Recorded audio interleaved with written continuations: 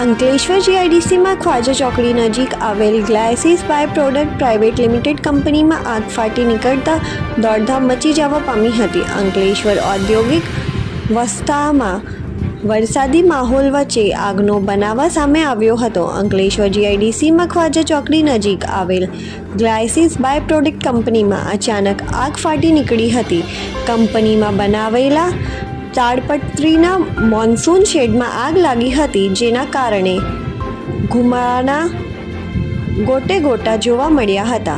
બનાવની જાણ થતાંથી સાથે જ અંકલેશ્વર ડીપીએમસીનું એક ટેન્કર ઘટના સ્થળે પહોંચ્યું હતું અને ગણતરીની મિનિટોમાં જ આગ પર કાબૂ મેળવી લેવામાં આવ્યો હતો. આ બનાવમાં કોઈ જાનહાનિ થઈ ન હતી.